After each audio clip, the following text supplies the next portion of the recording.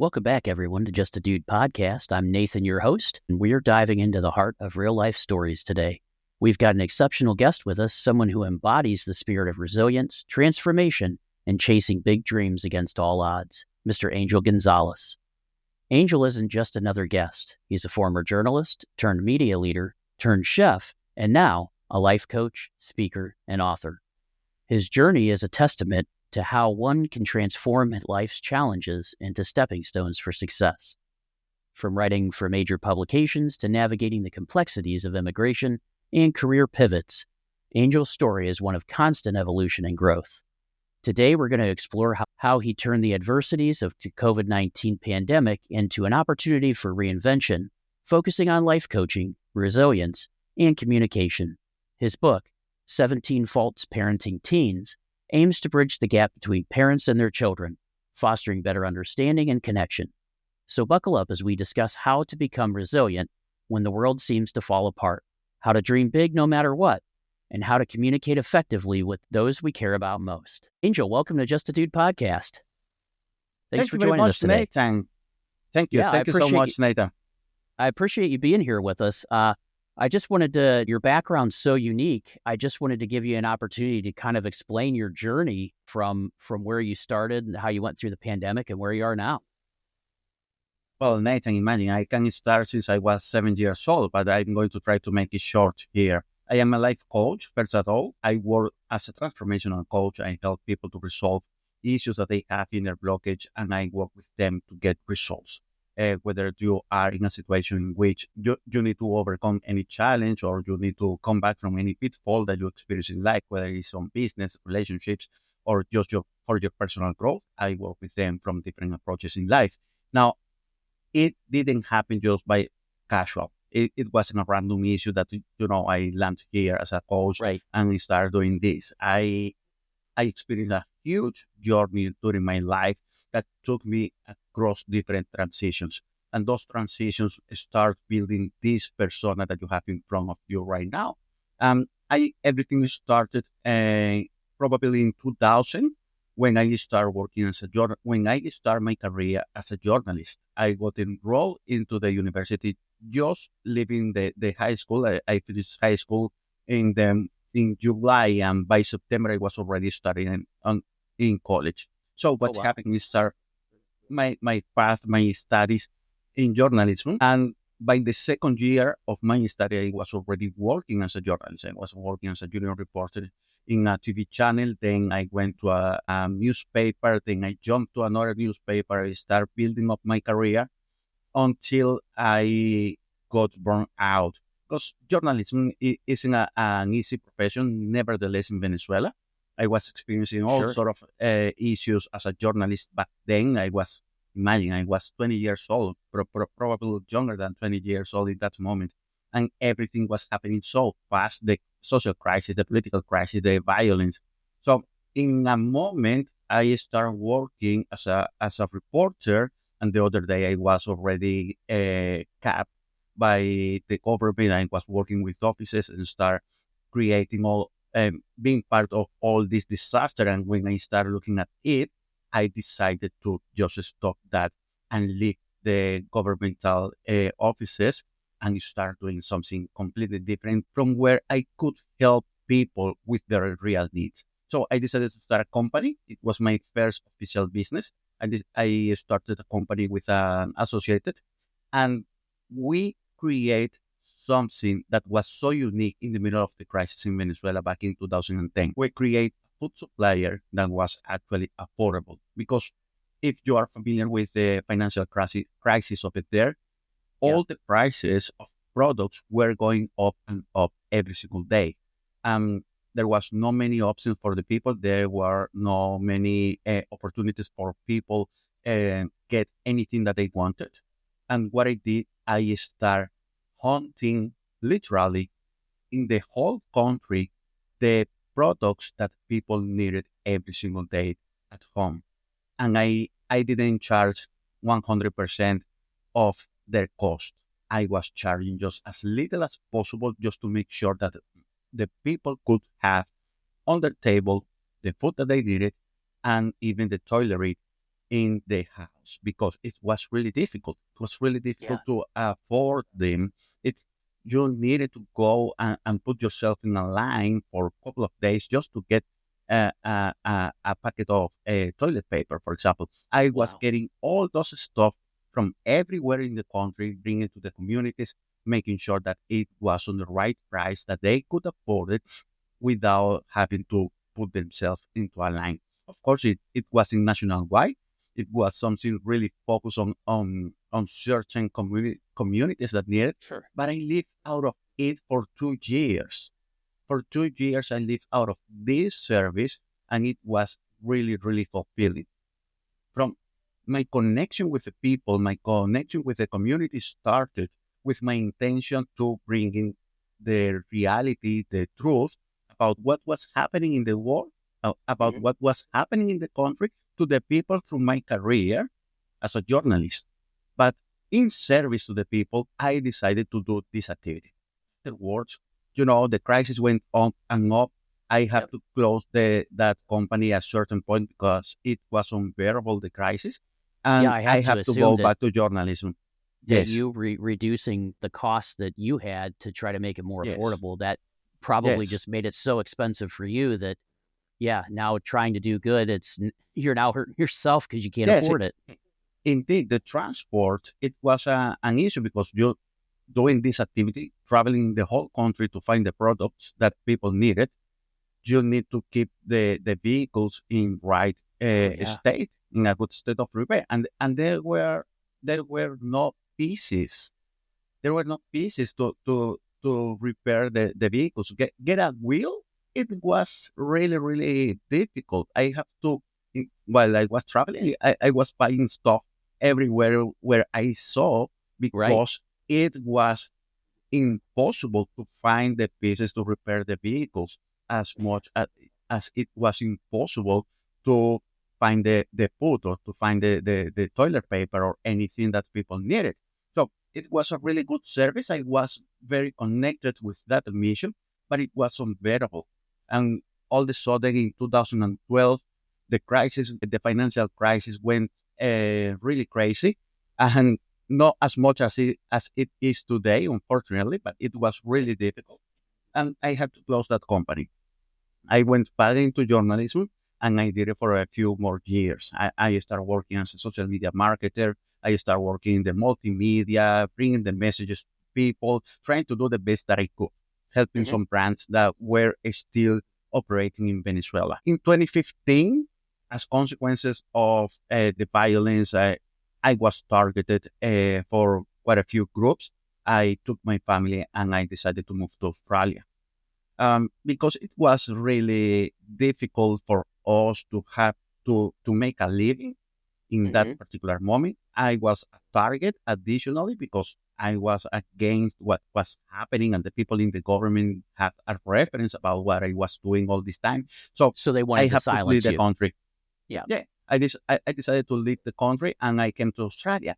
But when I crossed the board, I make a decision. Oh, I'm going to tell you this. When I Hmm. make that decision, probably in 2014, I decided not to keep going in the path that I was building. I decided to get myself out of the journalism in that moment, out of the issues, the political issues, the social issues. And I explained to my family, I'm going just to live a normal, common life Yeah. without headaches. And I Yeah. went to Because hospitality.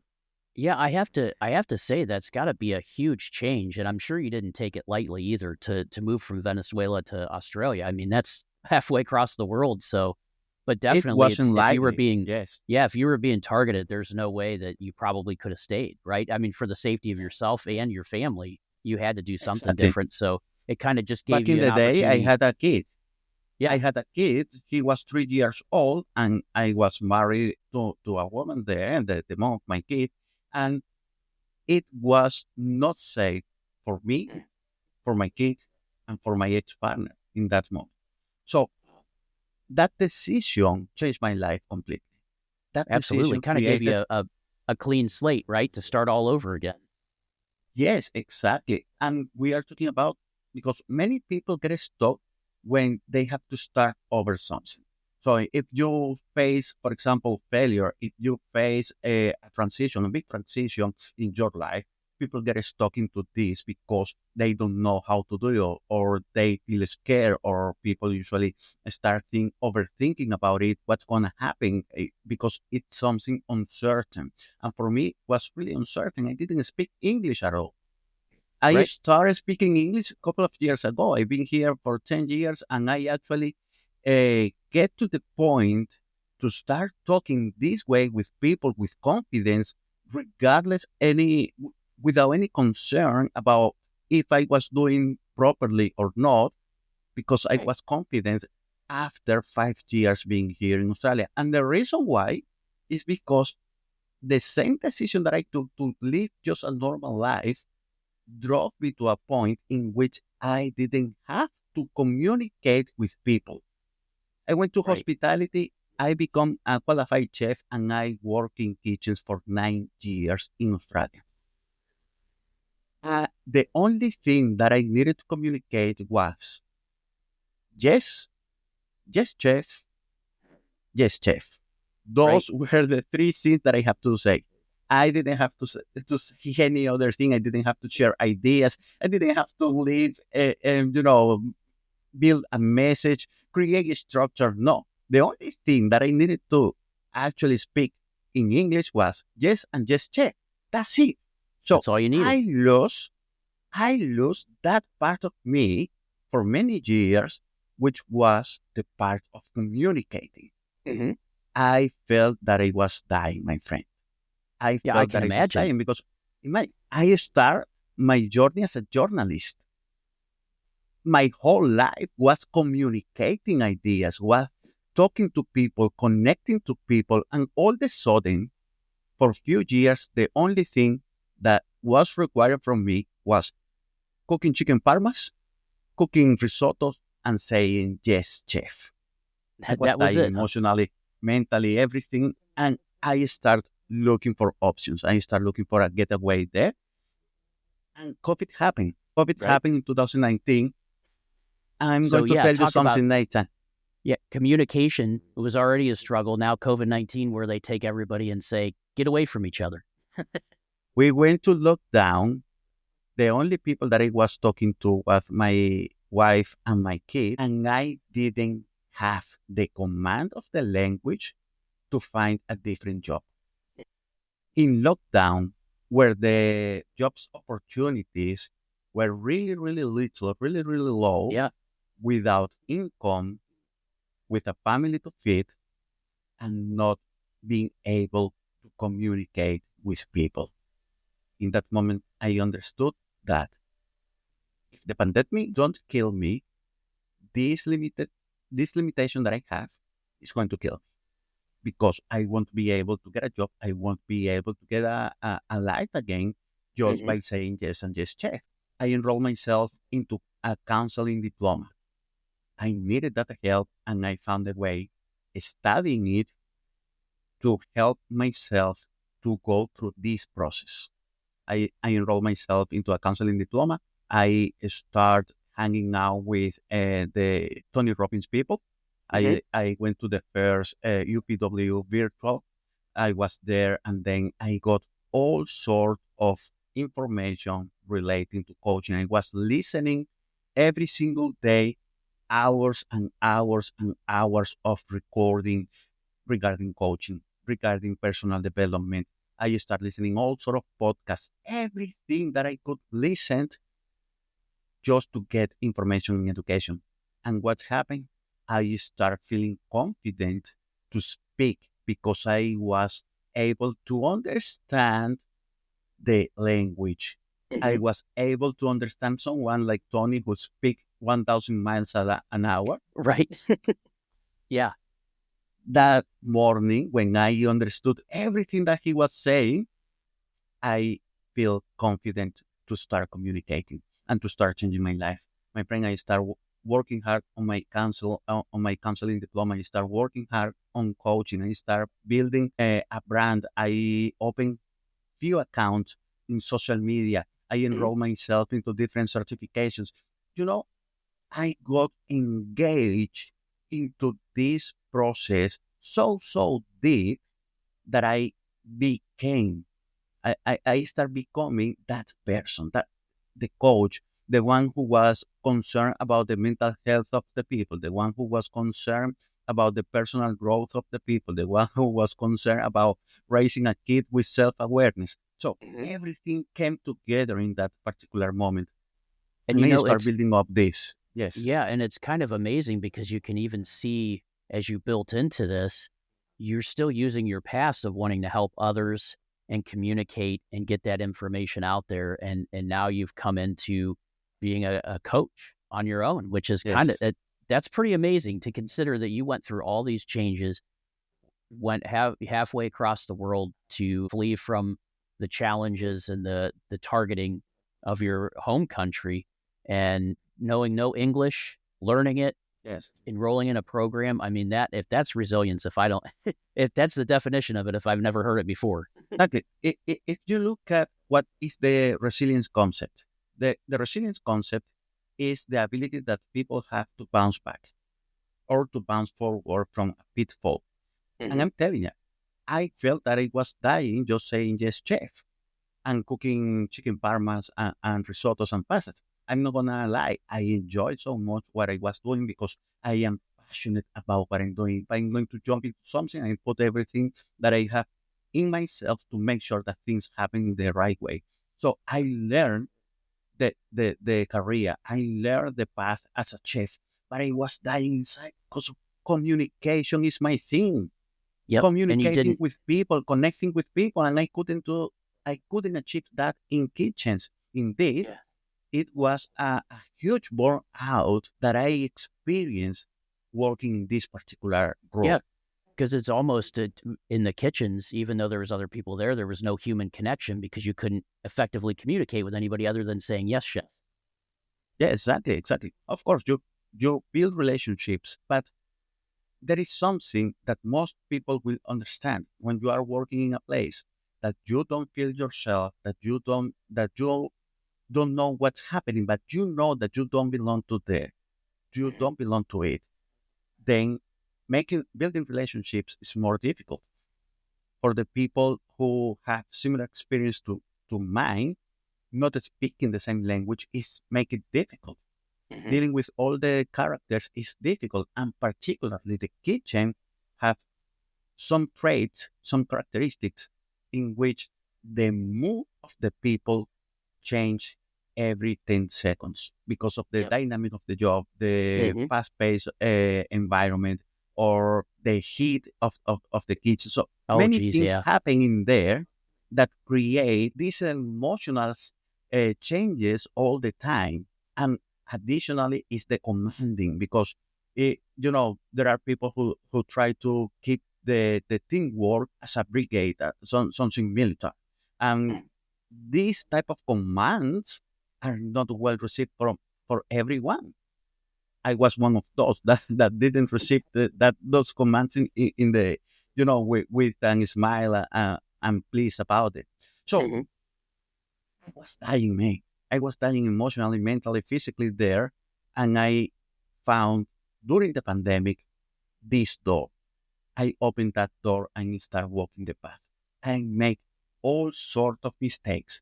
I open up at least 16 different accounts into um, dividing into Instagram, Facebook. I had 8 different email accounts just to trying things over and over again. It Hmm. was it was really horrible, and I was experiencing burnout because of the lack of knowledge and the lack of human connection with people because everything was online, and Yep. I wasn't sure about what I was doing, although I was enrolling into different programs. Long story short, I started doing this from 2019 till 2022. I felt a certain point that I wasn't going to make it. I had Hmm. to go back to hospitality during the pandemic because I needed the money. I need to Hmm. bring food to the table. My second son was born in pandemic, and it was really stressful. My second son was born in June, and I got a job in August. All Wow. this time from the lockdown in March 2023, 2019 Yeah. till August, I make $0. I make Wow. $0 just standing in the house, studying, sending CVs to the few jobs that were available for out there, and that was it. Looking at my second baby that was going to come to this world and wondering what the heck I'm going to do with two kids Yeah. in the And no house, money. no money, no food. Thankfully, there were many charities operating those days. I could find a lot of help from those charities, and they supply with the food, they supply with nappies for the baby, with the self-care products, everything that I needed. I got it through charities during this time. Oh, I that's needed the amazing. money. Yeah. I needed the money. And I got this job finally in August, and I stuck on it. I was stuck in this job until October 2023. I went through a process in which they try every single thing to break me down. Why? Don't know yet. I'm trying to find out why they did all this stuff. But the psychological war was every single day. It was horrible. The environment went nasty. The leadership wasn't there. The teams work, the working teams were every single day worse and worse. Every single word had a second meaning. Every single action had a second meaning. Basically, it was everything prepared for me to just burn out into Yeah. hospitality and don't walk back to it. I thank every single day now that I didn't turn back to hospitality because it, although back in probably in 1996, I have a dream to become a chef. Today, I can tell you, it was a good fun. It was fun to learn few things, to learn how to cook the perfect steak. But Right. thank you very much. I'm not going back to hospitality. But So a nice thing about that though is that you said when you were younger that was a dream, and you can at least say I reached my dream, my goal, that's right. and then hey, when I got That's there, it right. wasn't for me. You know, I'm gonna and tell you who knows? something. Maybe if you were back in Venezuela, it might have been better, right? Because you would have had the communication aspect, or at least somewhere where they could, understand you a little bit better. But in this case, you really threw yourself in there, and just the extra items of communication, just I could see how that would be so demeaning to you internally as an individual, just to say I'm missing this communication part. Yeah, that's absolutely right. And I tell you something. When I was 7 years old, I decided to become a journalist, and I did it. See? At certain point in my childhood, I had that moment of dreaming how to become a chef, and I did it. At certain stage in my 20s, I have this dream to live abroad. I'm doing it. So Yeah. every single goal that I set for myself, I have achieved it, and there are many others, of course, on the list. They are on the line to just waiting for me to hit them and achieve them. But that's the thing. Those are the different transitions of life that teach people how to be resilient, how to build something and rebuild every single thing that you need to rebuild in order to become successful. So 2023, I got divorced. 2023, I lost my job. 2023, I lost my house, my home. 2023, every single thing that could go wrong Went went wrong. wrong. Wow. I released my first book in November 2023. I navigate my challenges, my emotional challenges, studying counseling and coaching. I got certified. I was in the environment. I was coaching people already. I was having conversations, connecting with people every single time, every single day. I started my first program. I started in 2023, and 2024 was the time for me to build the brand, to build the brand as a coach, Angel Gonzalez. Mhm. I dedicate every single day, Monday to Sunday, without depleting myself or taking the attention away from my kids.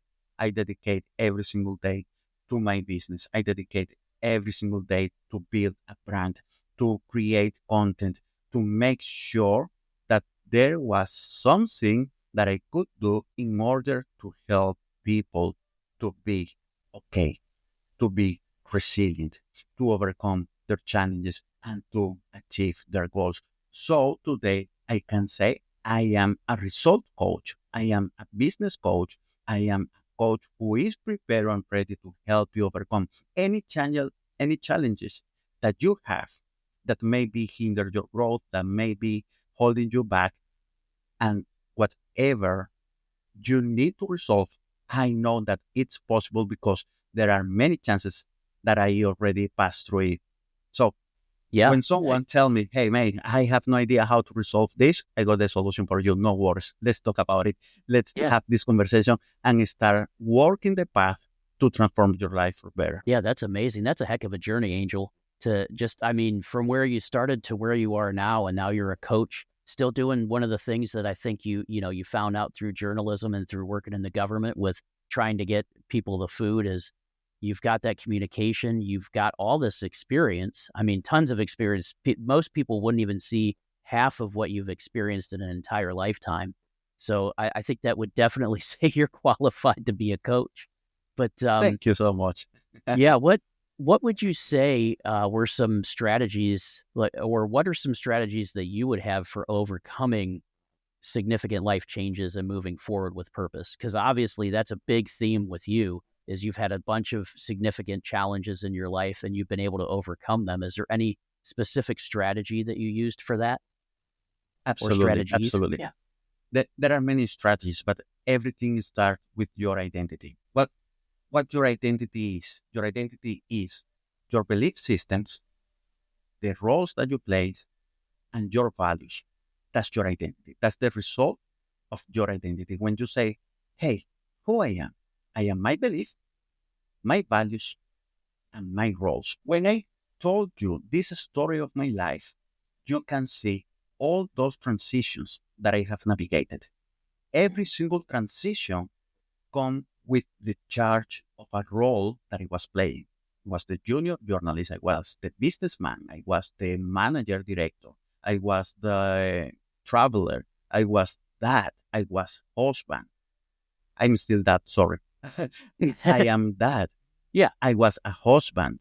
Then I was a student. Then I was a chef. All these roles were part of my identity at a certain point. And all these changes create a new world in my life.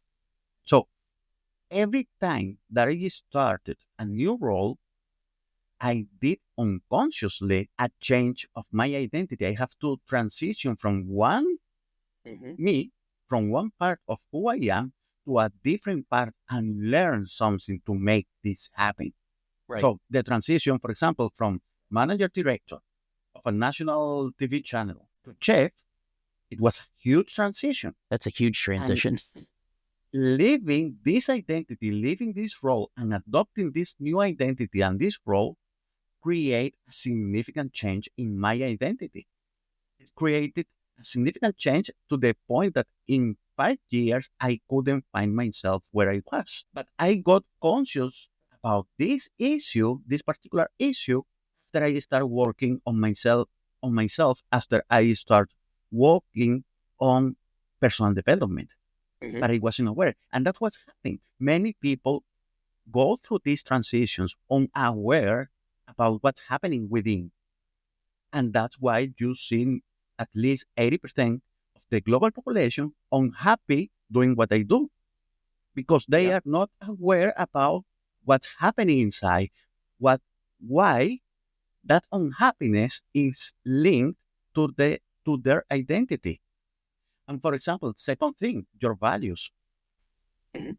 I can bet that 90% of the global population is unaware about their values. What are the three values, the core values that you live for? That everything that is beyond those three values is not part of you or is not accessible to your life. I have six core values, and anything that's coming beyond that can violate those values are not part of my life. And that's how solid my identity is. I don't allow anything that can violate any of those values be part of my life or being in my life. In that way, I make sure that I am authentic every single day and I can live a life knowing that truth speaks through me. Does it make sense? Yes, absolutely. Yeah, I mean, aligning your life to your values, or, well, I guess first finding your value, right? Or the values that you want to live by, and then living by those and making sure. I love that. I mean, I don't know anybody who could not get behind that idea. That's a great idea. Yes, absolutely. Thank you so much. And the thing is that whether you are aware or not, you have values. And that's the other part. There are people that you can ask them, you can finish today your job with me and go outside and ask to your operator, to your family member, hey, what are your three core values? And they probably will say, well, maybe for me is XYZ. For me is respect and love. That's the core two values. Everything out of the respect or love, we can have a conflict because if you violate the respect value, my value of respect, then we are not in synchrony to have a good relationship. If you violate my value of love, if you come with hate, we are not a good match to have a relationship. Does it make sense? So Absolutely. when people understand this intrinsically, they start working on themselves more consciously and they can grow. But what's happening when you are unconscious about it? You start living by the values that the people around you set for yourself. So if you are in a nasty environment, you become part of it and you live by those values, whether you are conscious or not. If you are in a violent environment, you are part of it and you live for those values. What's happening with the people who experience domestic violence? What are the values of that people? They probably wish and dream to have to deserve at some point in life respect and love, but they are in the wrong environment where they get hit every day, when they get manipulated every day, where they get all sorts of negative consequences just for being part of that environment. And those are the values that they live for. Hate, bullying,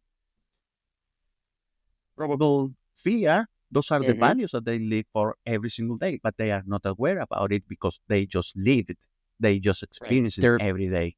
They're a product of their environment without Exactly. thinking about it. They're just letting it in without thinking, what do I really Exactly. want to be? Exactly. And that's part of this journey, of the growth journey, of the personal development journey. It's being aware about who the heck you are and what you want in your life.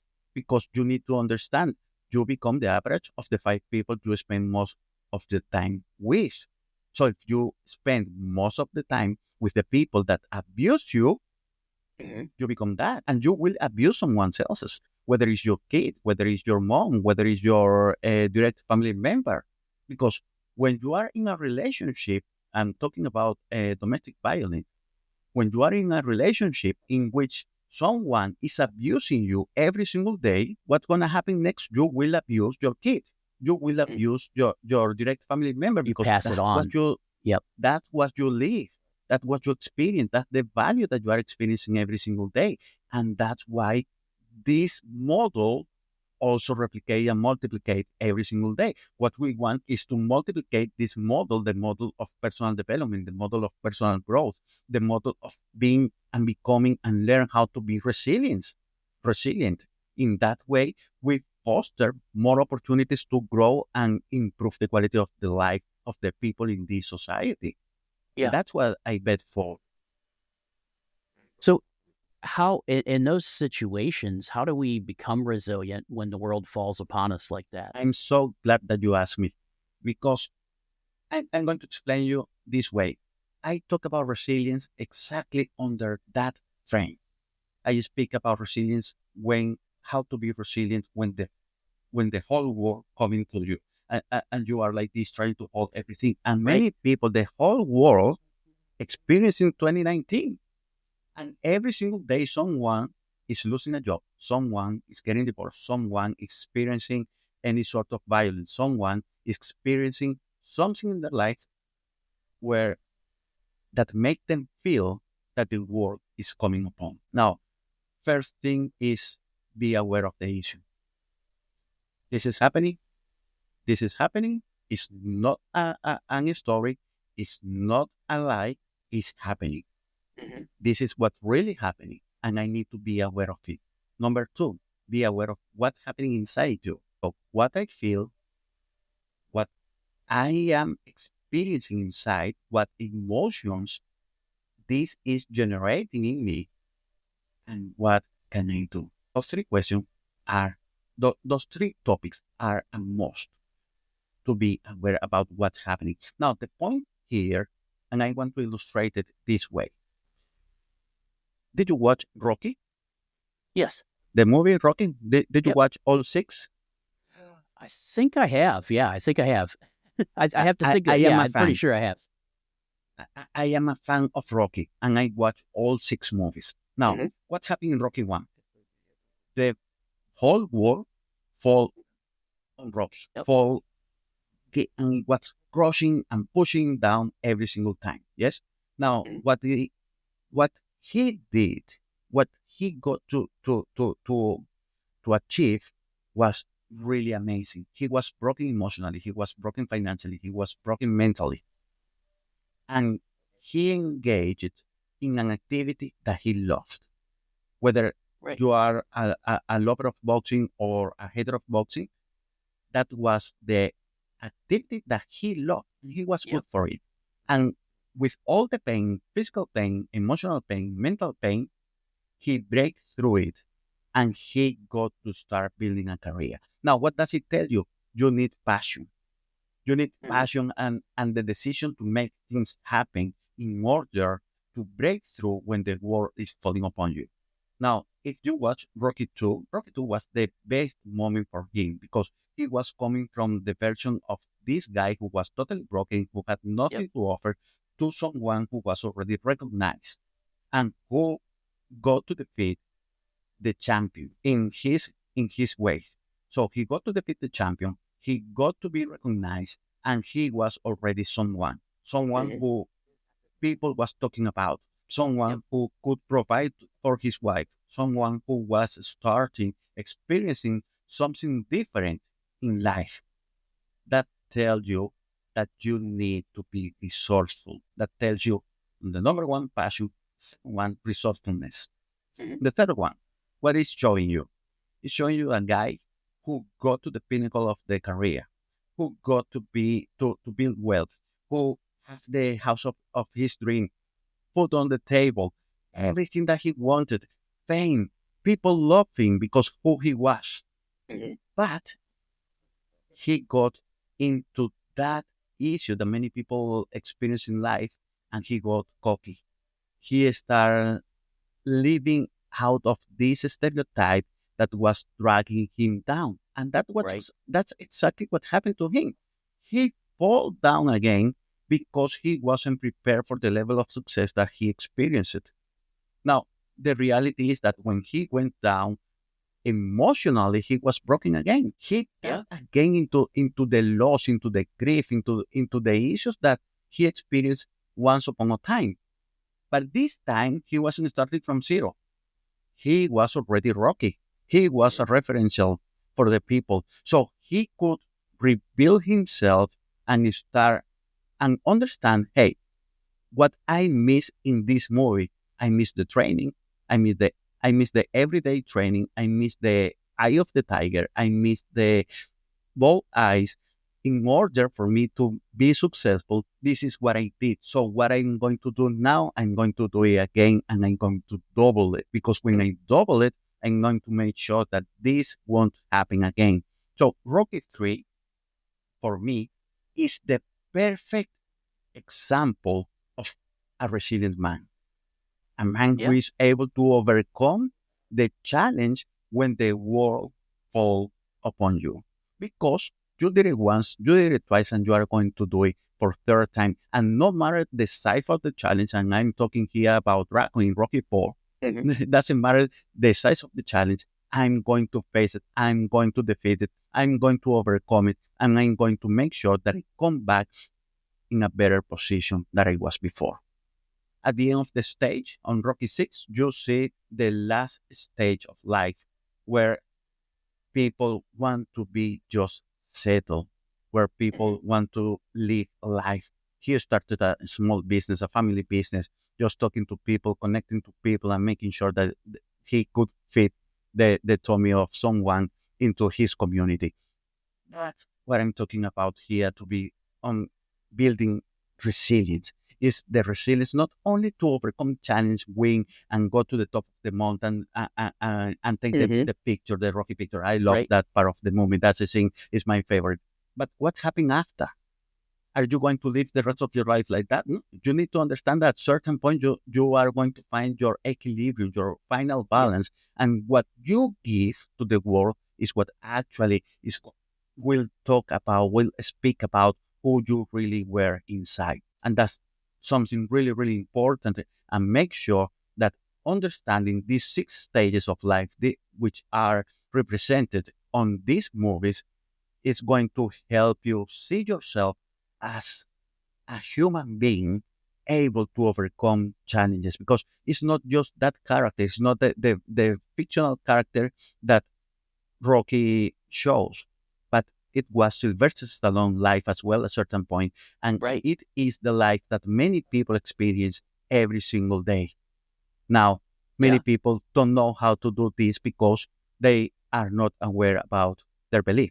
They are not aware, or they just being filled with limiting belief, which makes things harder because you need to overcome first the limiting belief in order to start building something out of it, out of your mind, out of your emotions, and understand that you can decide what values are you going to adopt in your life and what roles you actually want to play, because you are not a podcaster because you were commanded to be a podcaster. You are a podcaster because it's part of your life, it's part of who you are. It shows Yep. your ideal of the world, and you want to be connected with people that have different ideas, that have different thoughts and styles, and bring all this together for your audience. So ideally, we step into the roles that resonate with ourselves. And I'm going to tell you something. Communication is so important for me that I started my own podcast as well. Oh, It's the life excellent. coaching podcast. And the Nice. thing with this is that give us the opportunity to share these ideas, these scenarios, these stages with people who have something to share, who have some value to deliver to the people that are able to pick the idea and realize I can be the next success story. I Yep. can be the next happy person, the happiest person in the world, just by my decision and my consistency taking action every single day. I love that. That's absolutely. And it's funny because you brought up the podcast, but that's exactly why I started it. I wanted, just like myself, I knew there was people out there that like seeing different views and listening to different people and different viewpoints and different topics. I love hearing about it and I love sharing it with the world. And, this is a great medium where not only do I get to share your story, but I get to meet someone like you and bring that into part of my life. Resilience, this is amazing, the topic, because I think, just like you said, we've come from such an era with the pandemic of being down. And I know here in the United States where I'm located, we've had a lot of political imbalance back and forth. So it's, I think we're at a point here in my country where I know a lot of us are starting to say, I don't care what your political beliefs are. We have more in common than we don't, So I'm That's right. hoping that healing comes in as from our country here, we can become more resilient and realize that we don't need to be so separate and can hopefully focus on being more together. That's exactly right. And that's the dream. That's the big Yeah. dream. How we unite, how we harmonize this world that is so polarized right now. It How we is. can be together without being together, how we can just live in harmony and Yeah. unity to make sure that we can live a good life. And not just that, but be concerned about how can I improve my neighbor's life as well. Right. How can I see in the neighbor the life that I want to build for myself? I'm pretty sure that you are not going to see the life that you want to build for yourself if you have a neighbor who is dealing drugs every single day. Right. Yeah. Or, No, or, not at or, all. or is the center of the criminal band in the town. Right. Yeah. That's But definitely when someone I we don't want to focus, associate with. exactly, but when we focus with the neighbor, we associate with the neighbor who is focused on growth, who is focused on helping others, who is focused Mhm. on keeping the community in the proper state and making sure that not violence come in, that not drugs come in, that not that neighbor, and we always have that neighbor that want to see the community working well and being on well in a great state where the green is green and the brown is brown. That's the neighbor that I want to associate with. And together, in unity and harmony, we can create a huge change, not in the Mhm. life of one, but in the life of many. Many, yeah, absolutely. You could literally change the entire neighborhood Absolutely. and And hopefully everything starts larger. with one person.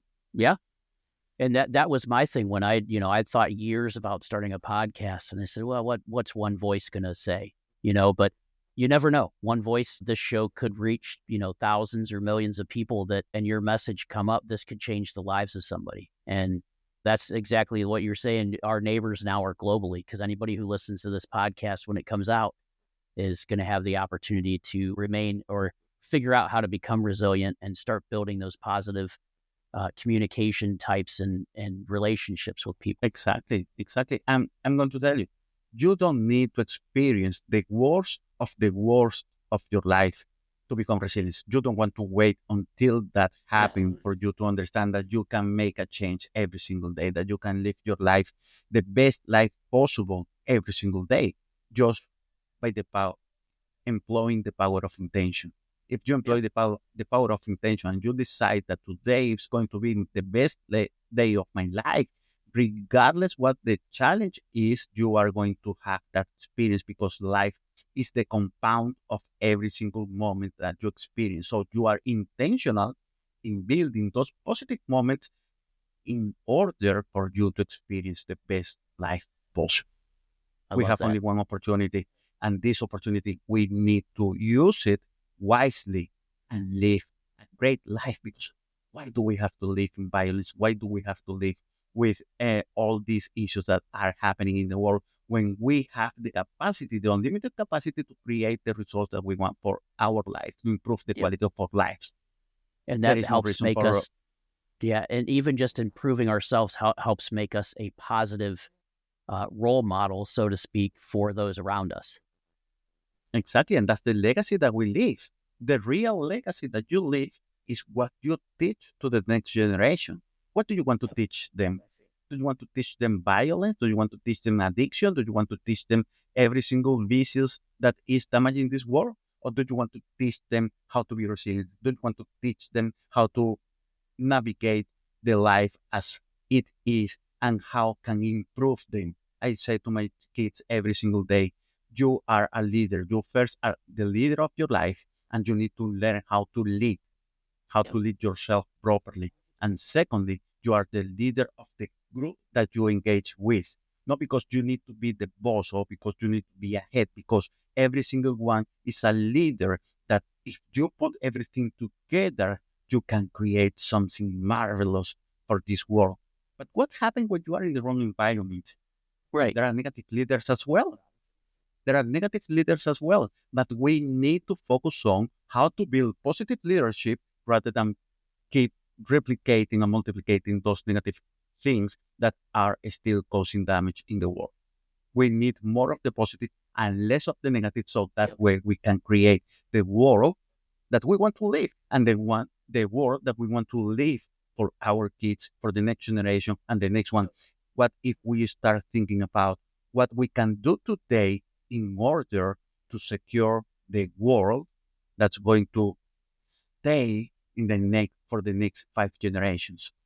Yeah. If you wake up this morning and you ask yourself, hey, Nathan, what can I do today to secure that the next generations have something valuable from me? Boom, you start your day working with purpose. The first Yeah. question that you asked me before, so how I come back when the world is coming on top of me and no purpose? Ask yourself, what can you do today that can secure the world for the next 5 generations? I say, I assure you that you will wake up with purpose every single day, because you will find out that there is not small action. Every single action is big when there is intention in it.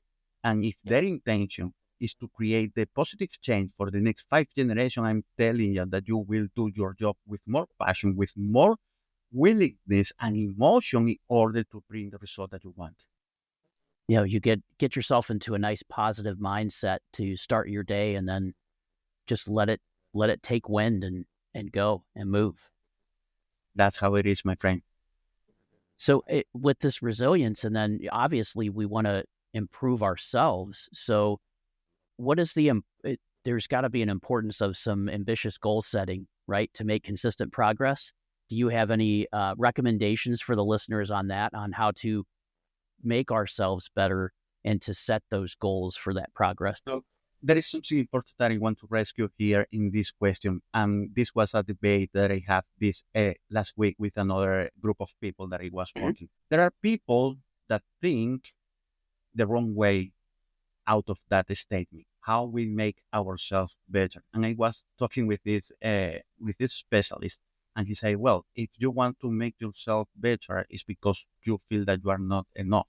And I want to tell you this, and for everyone that's listening that resonate with that idea, making yourself better means that you have achieved certain point and you want more, and you achieve another level and you want more.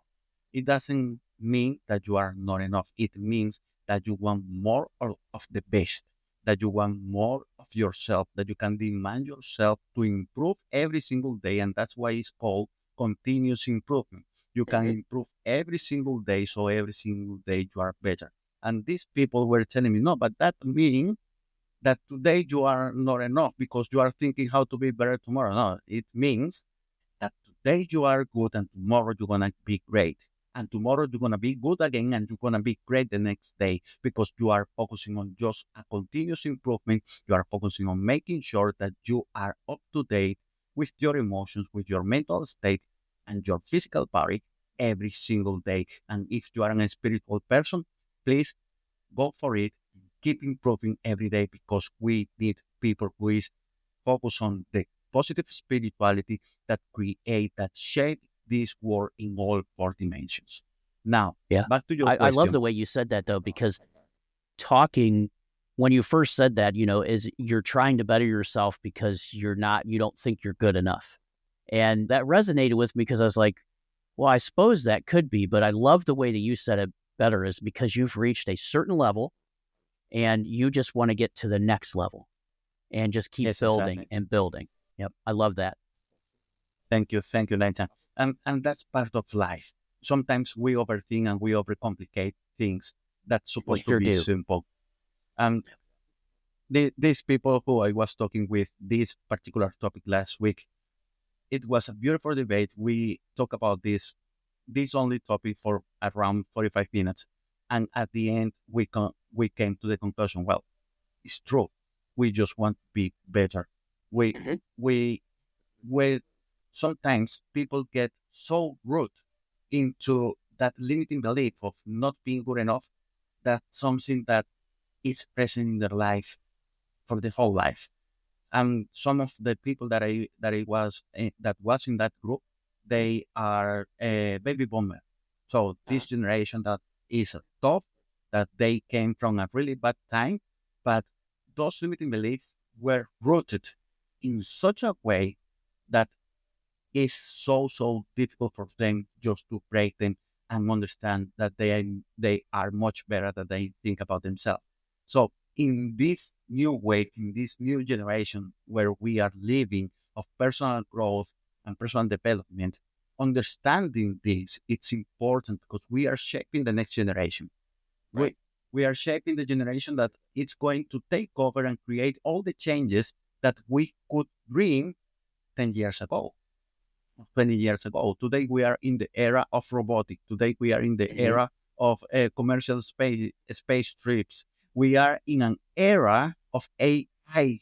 Yep. I was listening John Assaraf a couple of days ago. He was telling, well, it is expected that robots are going to, or AI is going to be more intelligent than the human being in just 2 years' time. So if AI is going to be more intelligent than the human being in 2 years' time, don't you want to be motivated to keep working on yourself and growing so you don't allow AI or a robot to make the decision for yourself? Yep. Absolutely. I want to make sure that I know who I am, that I am married with my values, my identity, my life, in order to command the AI and not allow the AI command me. Because if we are talking about living by yourself on your own terms versus living by default, so are we going to change the this particular issue just in matter of because of AI, or are we are going to make sure that we can keep commanding our life, that we can keep our life under our control? And that's the Yep. thing. I love AI. I serve myself of AI every single day. I want to get my robot to help me to clean the house, but I want Right. to make sure that I ask the robot to clean the house, not the robot ask me to clean the house. Does it make Yeah. sense? Exactly. Absolutely. Yeah, I think it's funny that you bring that up. And I know we're talking about resiliency, but I think that's a big fear with people is that AI will take over. And I think what you're saying is if we continue to build ourselves better, we can ensure that AI will be a useful tool, but will not be a tool that uses us. Exactly, exactly. It's important. It's important from the perspective of growth. It's important from the perspective of understanding that we are an extraordinary race. The humanity is an extraordinary race, and we have the capacity, the unlimited capacity to create AI. I know. AI didn't come by itself. We It didn't. created. We are the creators of this technology, and it's part of our evolution. I believe in that. In that relationship is merged the creation and evolution. So that's the big evidence of this. We created the AI and the robotics. So Yep. we have an unlimited capacity to create the world where we want to live.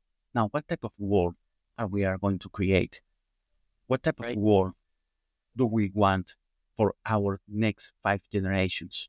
What type of world we want to live? It's important. When you were asking me about how to set those goals, Yeah. think big. Think about the goal that you really want to achieve, the things that you want to achieve in 1 year, 6 months, and the things that you want to create for yourself. And maybe if you are a home worker, if you are Mhm. working to taking care of your kids and making sure that they have a meal every single day, I know that there are some people there, whether they are men or women, on this role that sometimes they in they put themselves behind a wall, an imaginary wall, saying, "But what can I do to create this world just being at home?" My friend, that's the most important job in life Absolutely. because you are taking care of those lives that And shaping will the next be out generation. there, Yep. shaping the next generation, shaping their mindset, their emotional beings, their spiritual beings, feeding them every single day to make sure that that human being grows healthy emotionally, physically, and that human being will be able to interact with that society, whatever we're going to live, to interact with that society to shape the world, to be Yep. part of this humanity, of this global population that are shaping the world. Now, when I'm talking about setting goals, I'm talking about what are the things that you want to experience? What are the things that you want to attract to your life? What are the things that you want to create in your life, whether they are in 5 or 12 months or 5 years or 10 years? Create that vision for yourself and the people that you are going to impact. So in that way, you create compelling goals that are engaging, that can excite you and can motivate you to go towards them. That's the main idea of setting goals, because if you set as a goal something that don't really matter to you, that doesn't create any emotion, Right. are you going to be motivated for them? Absolutely not. No. No, no. But when I was working as a chef, I wanted certain set of knives. My goal was doing the best that I could to get those knives and grow in order to use those knives in my next role, because I was a good chef. I already left that part of my life behind, but that was a real goal that I set for myself at certain point when I was working on that role. Was it exciting? Heck yeah! I wanted to showcase my skills as well Right. at certain point. But the thing is, you want to do something for yourself and for the people that you can impact, that create that emotion, that excitement within, and you can move towards them. Because otherwise, you are going to set a goal, and that goal is going to end up in the rubbish bin, Yeah. and that's it. And you keep living a life that might not be satisfying or as satisfying as you want. Does it make sense?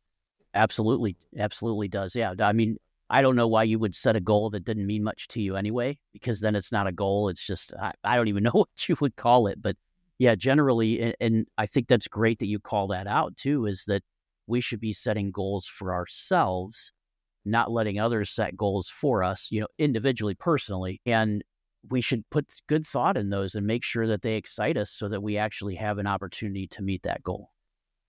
Absolutely, absolutely, and that's the magic, my friend. When you set up a goal that is really exciting, you do everything that you can do in order to achieve it. That's how I got here. That's how I have the opportunity to speak with you today. Mhm. I'm in Australia, coming from Venezuela, long time Yeah, ago, and we got to meet today here in your podcast because a goal I set and a goal that you set a certain point absolutely. that encounter in this realm, in this time, in this timeline, and that's how we are here talking to each other and with expectation to bring this message to the people out there, to your audience and my audience, and replicate this message as much as Absolutely. possible. Yeah, it's amazing because it is two goals coming together to make an opportunity for someone else to learn this knowledge, learn how to become resilient, and shape their own lives, the life that they want to live, not necessarily the life that they may have been given, but the life that they can live. And I think that's what's great about your story is you truly show that if you put your mind to it, you could do whatever you want, even if that Yes, includes moving across the world. yes, yes, absolutely, absolutely. Communication, we're talking about ourselves, but we also talked about neighbors, and I know we're probably going to talk about kids here pretty soon because I know you wrote a book, How to Communicate and Connect with Your Kids. So what what are some good ways to communicate with others, whether it be, our peers or our children? I'll let you take it from there, or whichever way you want to go, or you could do it all. Thank you. Look, Brenda, thank you for asking me that question because it's so, so important. Look at this. We communicate every single day. Every single day we are communicating, whether it's through words or body language.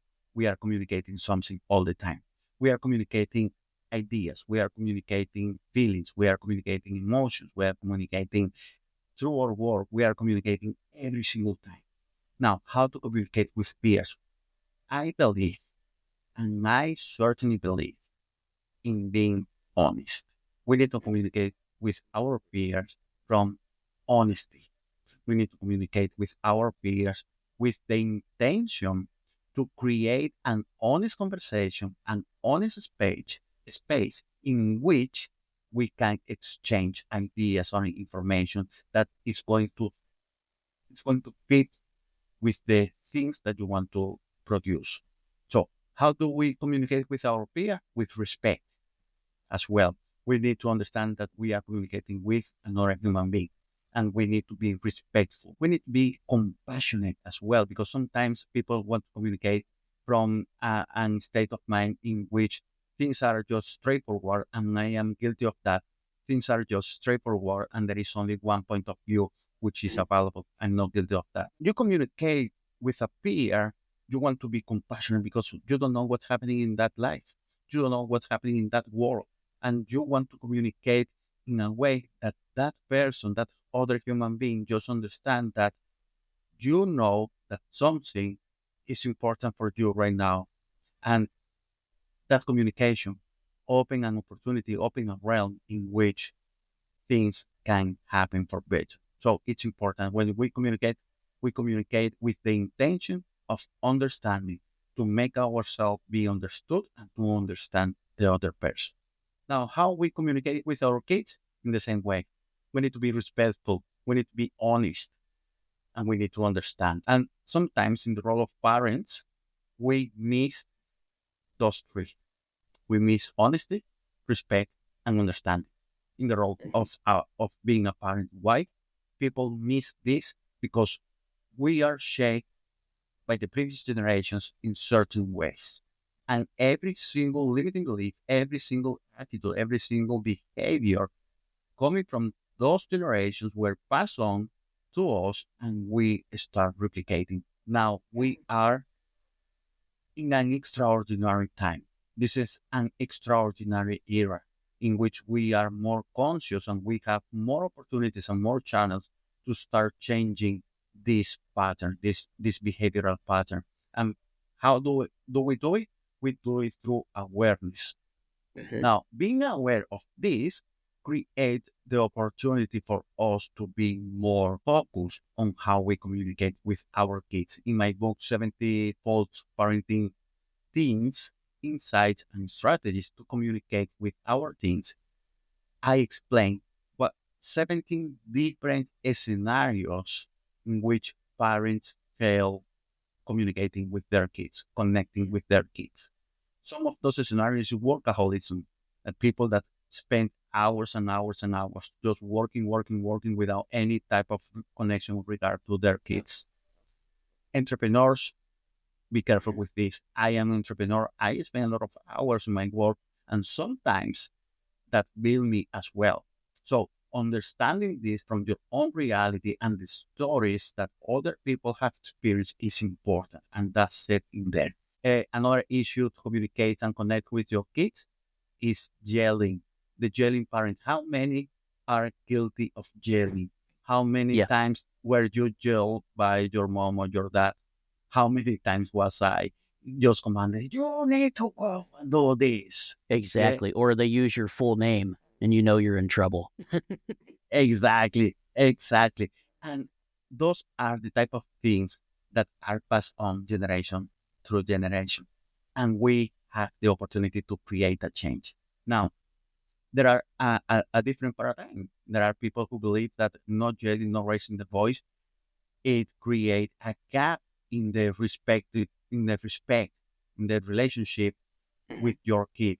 Now, you don't need to yell to gain respect. Indeed, you gain more respect without yelling, but you just need to exercise your authority and you need to make understand your kid when they are having issues, when they are experiencing something that is going against the values that you want to teach, the rules in the house, the type of harmony that you want to bring to your family. That's important. But yelling doesn't create respect. That You know, creates that's fear. it's such a great point too, because even as adults, I'm sure you working in business, being a business owner yourself, working in a kitchen, um, we're the same way. When if someone yells at us, how do we take it? Right? We generally shut down, get mad, maybe, or some other emotion that comes in. So absolutely, why wouldn't our children be different? They're just Exactly. little versions of us, right?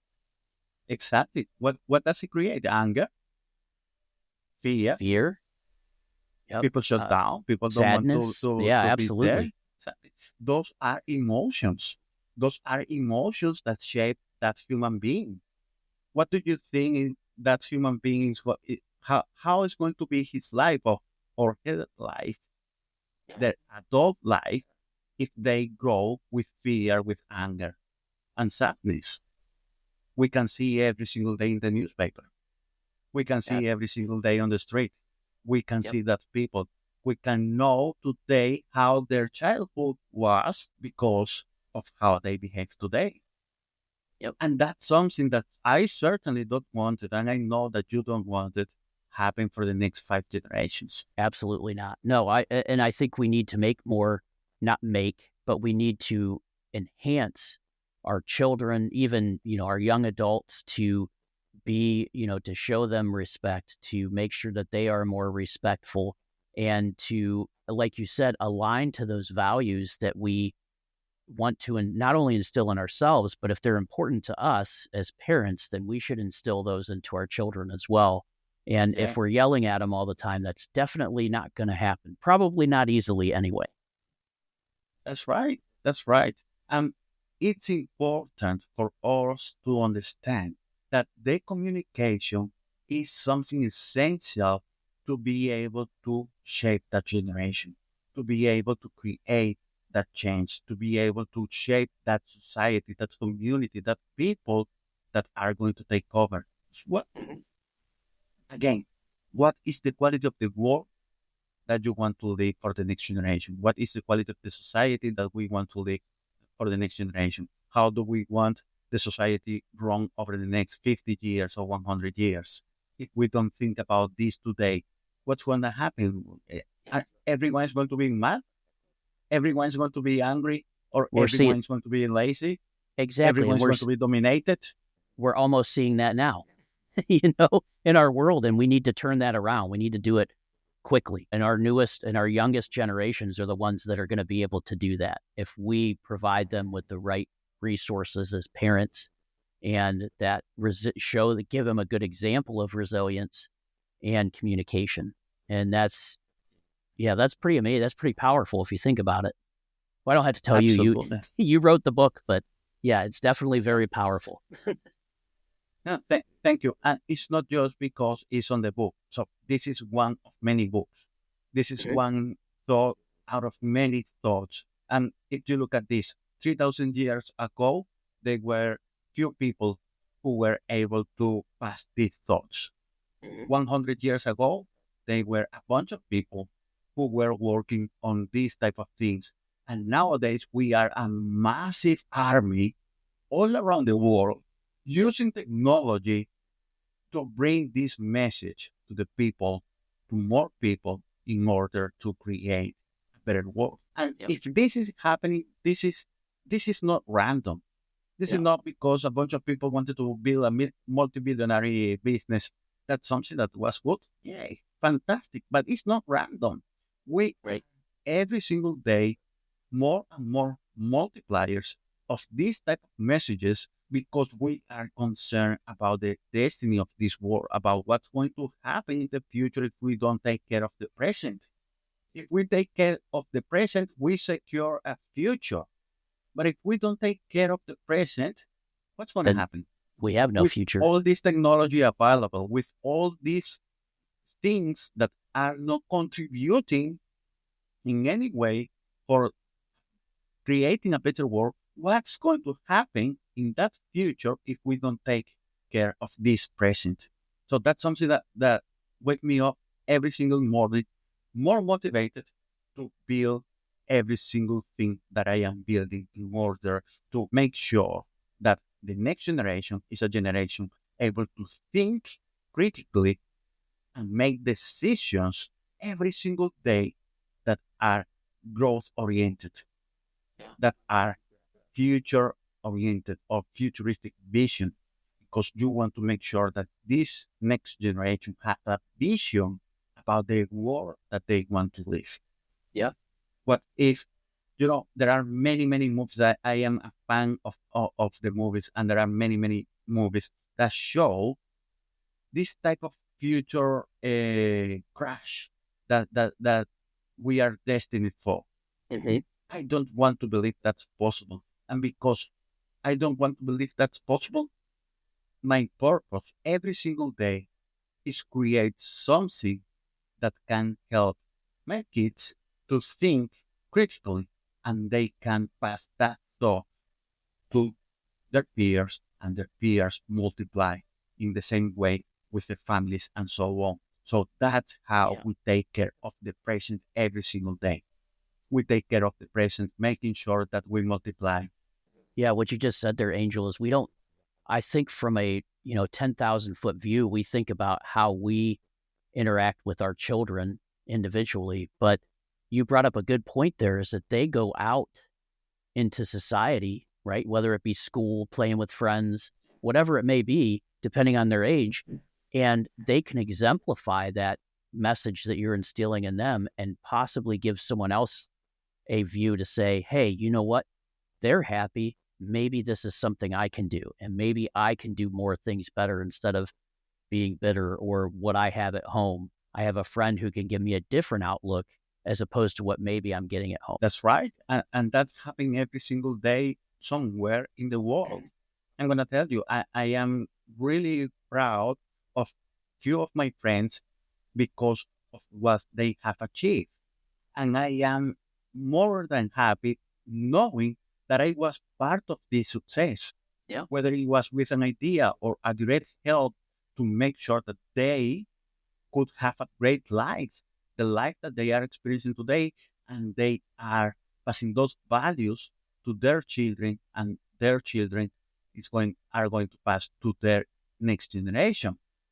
So if I think about what I have achieved indirectly, impacting the life of a couple of friends that are shaping their communities, who are shaping the world where they are, where they interact every single day, what if more people consciously on this to make sure that we shape the world in a better place every single day?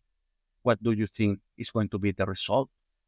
Yeah, if we keep trying to make it a better place, we have a greater opportunity to do so. Yes, we are 8 billion people living on Earth right now. 8 billion people. And something that we need to look at is how little pieces of information create massive change. If you go to the media and you refer to any president in the world, not just in the US, any president, any leader in the world that drop those messages, those negative messages, create a huge wave of information, opinions, feelings, emotions, actions out of that. What if 8 billion people consciously, intentionally just focus on creating a positive change every single day? And positive change is not just thinking about how to be positive.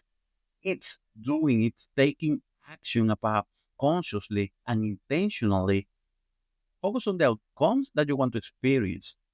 What is the quality of the outcome that you want to experience every single day based on your emotion, based on your physical state, based on the harmony of your house, of your home?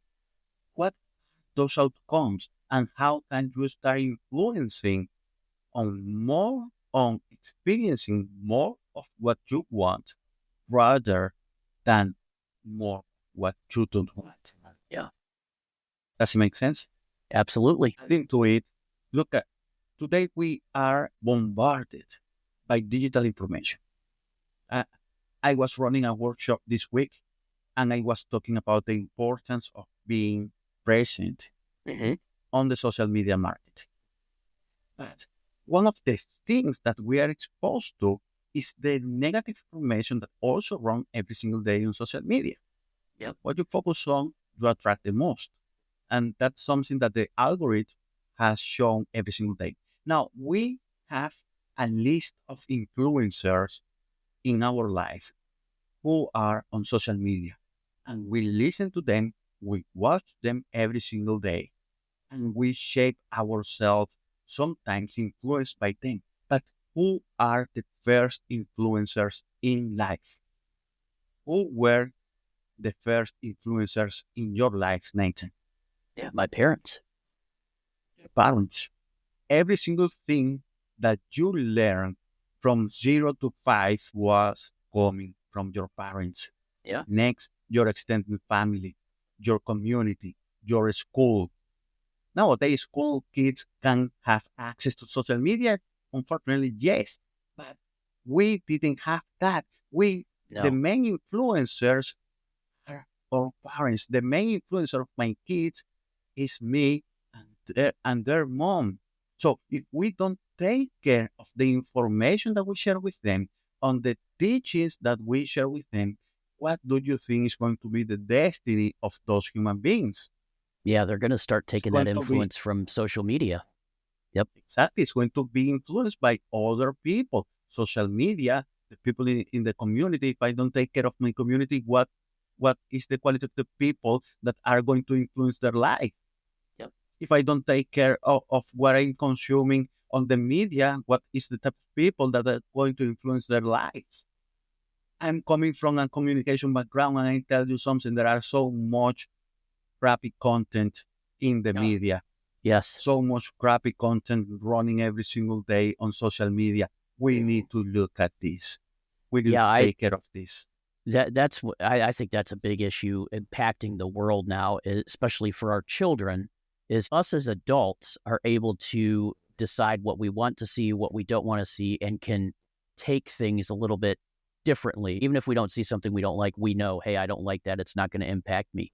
But with our children, especially younger children, and even in the teenage years, they're so impressionable about what they see and the environment around them that is one of my biggest fears is with we didn't have social media when we were growing up. So we didn't have that influence on us, but now they can get a hold of social media and see things that as a parent, you would probably never want them to see.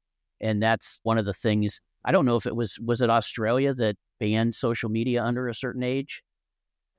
I'm not sure if it Um, was or not, but there are few controls here, which is focus on the age in which Mhm. kids don't supposed to have access to social media before 16 years old, if I remember well. But the reality is different. The Yeah, reality is they totally can still different. get it. They have access to being 8 years old. I saw Wow. some of the peers of my kid with access to Instagram and Facebook. Some of them, not all of them, Mhm. thankfully. But now in high school, it's a different level. Everyone have it. Yeah. Everyone have it. And, Yep. you know, we don't need to fear about social media, but we need to watch what's Yes. happening around it. What That's a type great of way to put it. content are, Yep. yes, what type of content are they consuming? And what type of information are we giving to them? Because if we are giving the information that are going to direct them to take the wrong decision for their life, they are going to take it. Yep. First influence is the parent. It doesn't matter how you think that the other people outside influence their life. First influence is the parents. If the Yep. parents don't coincide or don't act in synchrony to send the right message to the kids, kids are going to see the message as it coming from the external Yep. world. So you need to make sure that the world in the house, in the home, is is delivering the message Yep. that are going to shape them in a better way And to create Angel, a better human that's a being. great point there too, because if parents are the number one folks that we're going to learn from or that are going to be impressionable on our lives, that means that us as parents have to make sure that we are there to be parents. You know, we Yes. can't be, as a Yes. dad, we can't be working 100 hours a week and never be home. Or as a mom, Yes. same thing, be working 100 hours a week and never be home. There has to be that work-life balance because there, like you said, there's no more important job than being a parent and raising your child, the right way with the values that you want to instill. Yes. Yes. Absolutely, Nathan. Absolutely. I agree with you 100% on this. I think that it's important to come to a conclusion to this Yeah. conversation as something that I want to leave with you and your audience is awareness. It's a call for awareness. It's Mhm. so much important, mostly in this time, to be aware, to understand that your identity matter, to understand that your state, your emotional state matter, your psychological state matter. So be aware about everything that's happening inside, everything that's happening within, and be aware about everything that's happening around, because everything that's happening around influence what's happening within. We learn from our five principal sense in our body from the day zero, from the day one that we come to the world. We start learning, and whatever thing is around us is a piece of information that we learn that is stored in our brains. And from there, 80, 90% of our decisions, our focus is triggered automatically for the information that is already archived in the subconscious mind. So you want to be conscious, aware about what's going on around you, because you are learning from your side. Yep. You are learning from your capacity to smell. You are learning from what you taste, what you touch, what you hear. So every single piece of information, audio, visual, is coming through your senses, is stored in your brain. And from there, 90% of your focus, your daily focus, is triggered by those things.